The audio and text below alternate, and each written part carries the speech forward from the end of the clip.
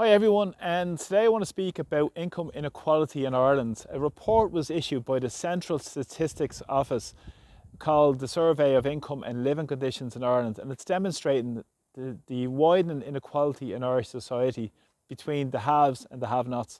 We already know the wealth inequality in Irish society, where two billionaires have the same wealth as the bottom 50% of the population. But this latest report has showed that inequality is widening in Irish society. It demonstrates many people who are at risk of poverty, which is 60% of the median wage. The median wage in Ireland is in the mid 50,000s per year. So 60% of that, and you're at risk of poverty. And it has increased in 2024 to nearly 12% of the population. So just over 1 in 10 people now are at risk of poverty in Ireland, which has grown in the last year from over 10.5% in 2023. Now, if you take away the cost of living supports, this would have been 14%. So we all know about the cost of living supports that were offered by the government over the past number of years because of the extortionate energy price increases. And now we're currently going to wait for more energy price increases now in April.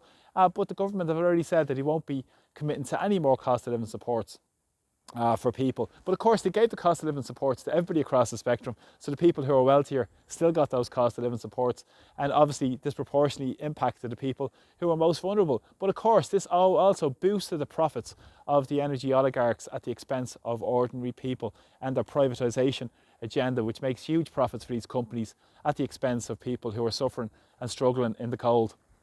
And also in this demonstrated that 65-year-old people plus were more at risk. If the cost of living supports were reduced for them, the figures would have been 13.3%. If there weren't any supports, it would have been nearly 1 in 5 over 65-year-olds would have been in poverty. This is absolutely just crazy in a country where the Irish government are currently trying to send more money to this Rearming Europe plan, and not to mention the 5 million a day that's been spent on the immigration industry accommodation service as well. The profits to big commercial property owners at the expense of ordinary people. But of course, more and more people are being driven into poverty. And also, 1 in 5 people face consistent poverty in Ireland. That ties in with the figures of the people facing enforced deprivation in Irish society as well, which has grown month by month in Ireland. And if you consider 1 in 3 people that are unemployed are at risk of poverty as well. So again, this proportionally impacts people who are struggling in society, and so many other people in terms of people with disabilities, people on community employment schemes as well, who are taken off the so-called official register to massage the figures of this myth of full employment in Irish society, not mentioning the pressures of the immigration system. Now, the bottom 10% in society have a nominal disposable income of €309 per week, compared to the top 10%, which it's at €3,257 per week. So over 10 times more from the top 10% to the bottom 10%. And this inequality has huge ramifications on society in terms of people who are paying rent, paying a huge proportion of their rent or income, trying to stay above water every week. But again, more money is being funneled through the top, widening inequality in Irish society. And of course, this has big implications for people in society as well, and those that have the wealth, those that have the power, have access to the corridors of power, such as the politicians who are representing the very, very wealthy in Irish society.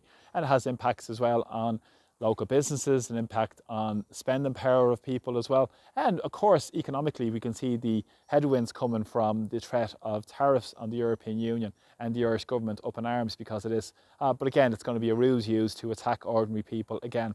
And what they're doing with the same Rearming Europe plan is to try and cut public services to build more weapons of war rather than looking after the interests of people. The European Council Ministers meeting was a number of days ago in Brussels, and top of the agenda was how do we keep the war going in Ukraine. It wasn't about dealing with the disasters of inequalities, but of course that's what the system represents, and that's what the neoliberal agenda through the European Union represents: more funding, more money to the top under the form of subsidies and a transfer of public wealth up to the top to widen inequality, to create a smaller group of haves and a bigger group of have-nots in society and here in Ireland. And what's important with this is the wealth inequality in Irish society has grown too. And a lot of this wealth is inherited wealth. 40% of people in a recent survey from the Central Statistics Office said they had received inheritance. 40% of people in Ireland.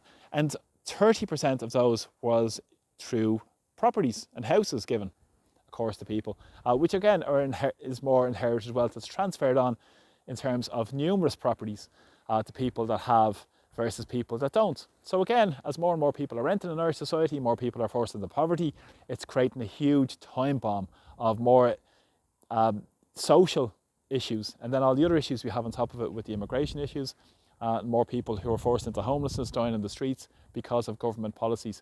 And it's going to continue because you have these people at the top of society who are more interested in preserving their power, preserving their income limits, preserving their wealth, and they're the ones that call the shots and who the Irish government represents. And they don't represent the needs of the ordinary people. As inequalities widen and more people are forced into poverty, people are dying because of fuel poverty.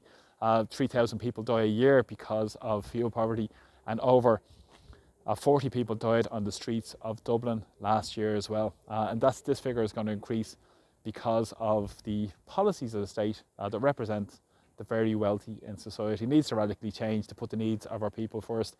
And we can see with all the multitude of social crises that are happening, how it impacts the most vulnerable most of all, that this report highlights. So thanks for the support of my videos, really appreciate them.